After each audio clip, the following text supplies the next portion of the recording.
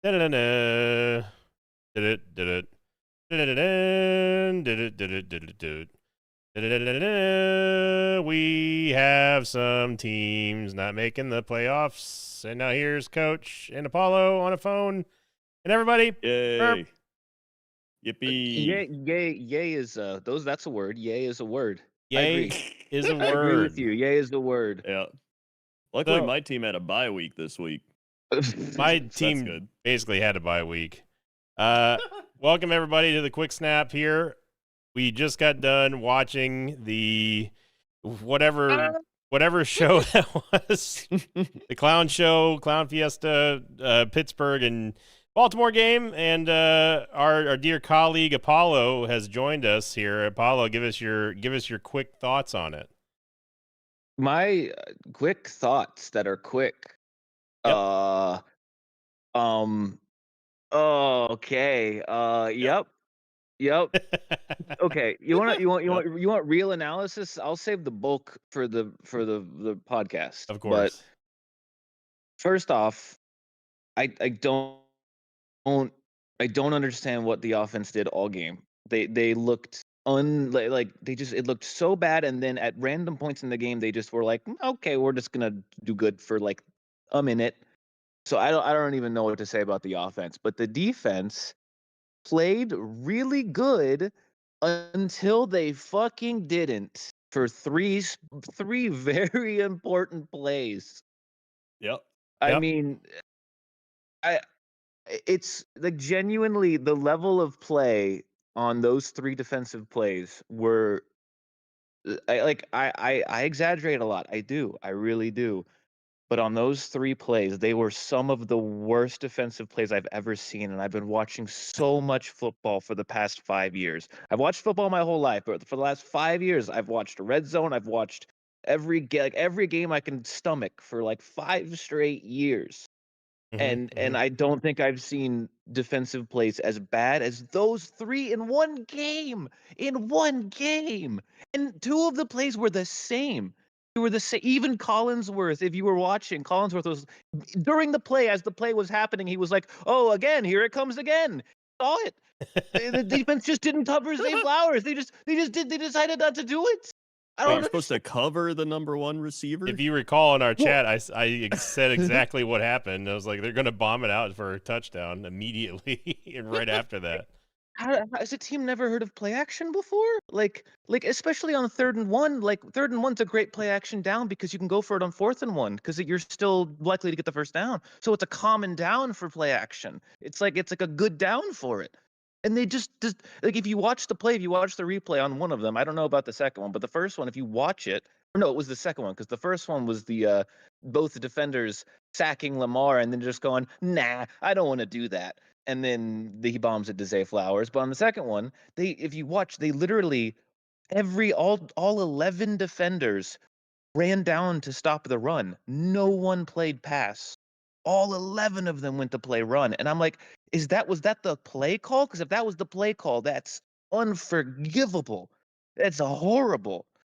Now, But like I don't know how it happens. Apollo, how do you feel knowing that your coach, Mike Tomlin, just drove it home? He was blowing kisses to you at home after the game, after the missed field goal. The blowing the kisses is like, bro, you did not earn that. You earned it during the Baltimore Raven game 4 or 5 weeks ago, whatever it was. That was a good game. You guys played well and you beat the Ravens. You earned that one.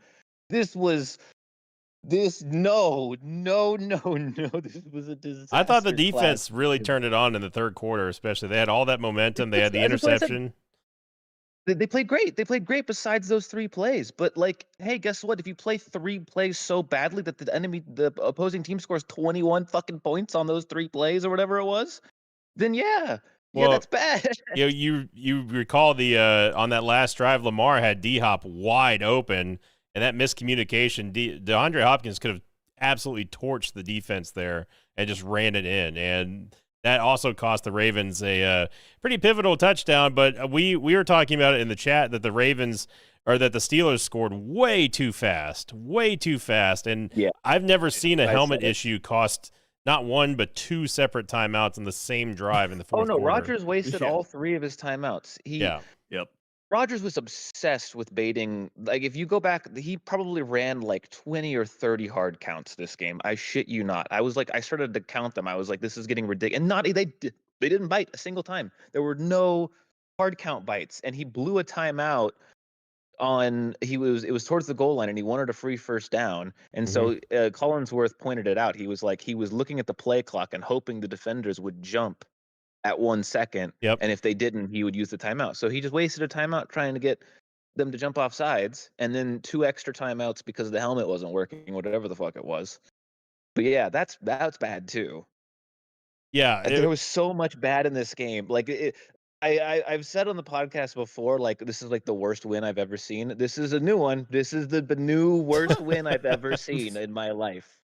Now, I will say, first off, everyone, thank you for tuning into this quick snap here. Remember, click the like button if you'd like to see more of these quick snaps and support the podcast. We all appreciate it. And again, coming off that wacky, crazy Pittsburgh and Ravens game, you know, there was this feeling that like neither one of these teams deserves to win, but it's fun to watch as a neutral here. No, both these teams, like, genuinely, like, they should have both conceded and just let Houston have a first round bye. I'm sorry, but like, this was embarrassing from both teams. I don't even know how I would feel about the Ravens. Weirdly enough, as much as they shot themselves in the foot, somehow they shot themselves in the foot less than the Steelers did, but still lost. So I don't even know, because they like. I don't know. I'd be interested to see how the Ravens feel about this game. Ravens were also losing players due to injury. Yeah, they like, the only reason we're in this game is Kyle Hamilton got a concussion. We do not win this game if Kyle Hamilton, like, after Kyle Hamilton went out, our offense turned on, and Freiermuth started catching passes. Our literally like only receiver who's a tight end left on the damn team. Like, the second Hamilton, like, I think Hamilton was like spending a lot of his time covering Freiermuth actually. So. Yeah. The second he was out, Freiermuth went off, and our offense turned on. For those of you wondering, Apollo's currently on the phone right now because he's already shut down the computer. Phone. Yeah, so that's the reason why it sounds like he's on a police radio. But welcome everybody again. Looking at the Ravens real quickly here. This is yet another season where Harbaugh just can't get it done. Lamar can't get it done.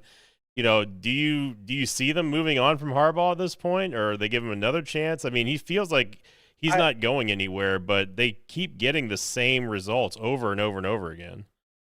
I would, but not for this game. Like, I don't look at this game and go, this one was Harbaugh's fault. It was the injuries, I think, more than anything. Yeah. But like, there were so many games this season that Harbaugh had just this, like, if you move on from him, it's not because of this game. It's because of the season as a whole. Because the whole season just sucked for the Ravens. Yeah. It was bad. If they get rid of Harbaugh, hey, please come to Tampa. I would kill for Harbaugh down there.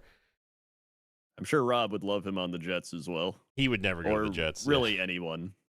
Anyone but Aaron Glenn. Congrats to the Jets, by the way. First defense in NFL history for not getting a single interception for an entire season. With a That's pretty good. defensive back head coach as well. Yep.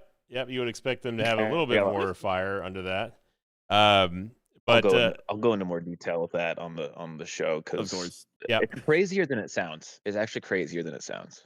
So we have also a couple other games that had actual playoff implications. Of course, the Bucs being eliminated thanks to the Saints. What's funny is that Tampa, someone, I don't remember who it was, somebody wrote on Twitter today that they say we have yet another Buccaneers victory squandered by special teams, except this time it was on the Saints side, because they couldn't stop the returns for the blocked punt. It was a blocked field goal or something like that. There's a blocked punt and a missed field goal. Yeah, there you go. Yeah, so the Bucs can blame special teams for yet another loss. And the result of that game was not surprising at all, because Atlanta's just a better team than the Saints. And honestly, I'm glad it's happening, but it's already pretty much been confirmed that Bowles is coming back again for next year. So it's been an honor, been a pleasure to see you guys in a year and a half. Because I mean, the Buccaneers are going to be they're going to be last in division. Everyone else is coming up, and I think that did you know the entire NFC North had a better record than the entire NFC South. Yep. That does not surprise me at all. At all. But yeah, so the Buccaneers finally eliminated mercifully and thankfully. Already pictures of social media Baker's been shared around by his wife of him sitting dejectedly on the kitchen counter and then being real sad watching on the couch. So you know what? Honestly, I think if they would have just beaten the Quinn Ewers Miami Dolphins, they wouldn't have had to worry about this. Or maybe just, I don't know, stop a third and 18, third and 28 against the Falcons, you know, or win any of the other games that you could have won. They needed to win just two games out of that last 9-game stretch, and they failed. They failed miserably. So hats off to the Buccaneers. Good riddance. And you know, Coach, what's your predictions for the playoffs now that you've got you actually have a team that's in there? Well, I'm actually pretty excited that they get to play the Bears again because the Bears don't play defense. So, and we know we can beat the Bears, so that's at least nice. The Eagles, the people like, but the Eagles, listen, if the Packers play the Eagles, it would be like 3-2. Like Eagles win, like 100%. We wouldn't do anything. They'd get like a field goal. We'd get a safety or some shit, and it would be the worst. Like at least the Bears Packers, we know it'll be a fun game. And this team, listen, the Packers aren't going very far, so they might beat the Bears, and we get to go get shit on in Seattle. So that'll be fun. That's what I'm hoping for. But it's playoff bound Sam Darnold though. I wouldn't be too afraid of him. That's true. You know what? Maybe we'll get to the NFC Championship game and then we'll lose to the 49ers. Yeah, that I was going to say. Then lose the 49ers. Yeah. My ultimate dream is Packers-Panthers in the NFC Championship game, but that's why it will not happen. Well, they're in the same conference too, but yeah. Well, that's why I said NFC Championship game. Oh, NFC Champion. I thought you meant Super Bowl. Yeah. I was like, that ain't happening. Because then the winner would go to the Super Bowl, and I'd be like, neat. Although, you know, it's not going to happen. I cannot wait to see a Steelers-Panthers Super Bowl. Just watch Apollo just absolutely explode, knowing that he's been cursed now. Dude, Aaron Rodgers and the Steelers versus the Packers Super Bowl. Who says no? Yeah. Look, a Super Bowl that has my team and another team that I don't hate is honestly like a freebie. Because even if my team loses, I'd be happy the other team won. So I'll take that. It's gonna be it'll be like Patriots Eagles, guaranteed. I mean, I'm rooting for Drake May. I really am. Look, if you don't think Drake that May, but Aaron Rodgers isn't going to get devoured alive by Will Anderson Jr. next week, then you might not know ball. I'm actually like Aaron Rodgers is probably going to end his career being shoved into the turf 100 times by Will Anderson. Do you think they have a chance against the Texans? If the Texans don't play offense like they do sometimes, yes. But if CJ Stroud decides to play some offense, then the Texans.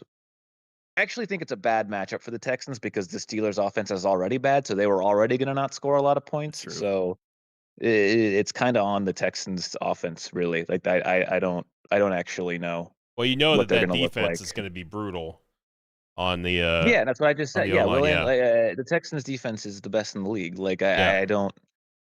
I mean, we get DK back, so I think there's a world that the Steelers could score maybe 13 points in this. Like that's their ceiling this game. So it's going to come down to can the Texans score more than 13 points? That's my prediction. Right. Well, if the Texans score more than 13 points, they win.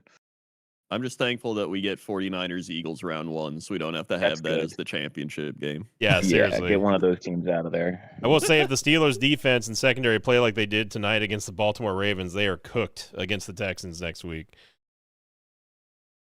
At least we get let's see, Rams Panthers. That's actually fun because the Panthers already beat the Rams, so we know they can do it. But they won't be beating the Rams again.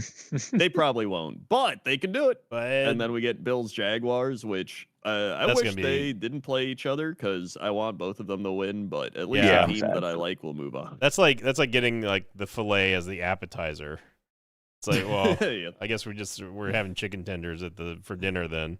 Like I was hoping it'd be like Chargers, Bills, and Jaguars, Patriot, but that wouldn't make sense because it's eating. I definitely see the Bills possibly handling the Jaguars. I think the Jaguars are very good, but I also don't really believe in them all that much. It's mainly a lack of belief in Trevor Lawrence, although he has been playing out of his mind. I can see it going either way. They're the hot team right now. They are the hot team. Scary. They are definitely a hot team, but the Bills are the Bills, especially in the playoffs, up before the AFC Championship, of course. Yeah, I think Patriots-Chargers has the potential to be the most boring game. Yes. I can't see the Chargers winning. Patriots are going to take belt to ass on that one. I think that the Panthers have beaten the Rams before. Already this season. Yeah. When you don't think they can do it, that's when they do it. So I'm not going to say that it's a fair lock to say that the Rams are going to beat the Panthers at this point. And it's between which team is hungrier, and the Panthers are absolutely the hungriest right now. They went from not sure if they're even going to make the postseason to now they're the division champions, and they had an extra day of rest before next week. So they're going to be able to put up quite a fight. And I don't know, man. We've seen Matty Stafford kind of fold under pressure sometimes. I'm not saying they're going to win, but I would not be surprised if the Panthers actually take them. I hope. Yeah. So I want the Panthers. Of course you do. Anyway, that's going to do it for the Quick Snap, everyone. Remember, if you enjoy these Quick Snaps, click the like button. Don't forget to tune in to the final podcast of the regular season, going on into the playoffs, which will be this week. Playoffs. Yep, playoffs. And thank you to Coach and Apollo for joining us here. Rob and Bear couldn't be here. They had maintenance on the fridge or something. I don't remember what this is. Playoffs. And we'll see you all next time. Until then, so long, everybody. Dun-dun-dun.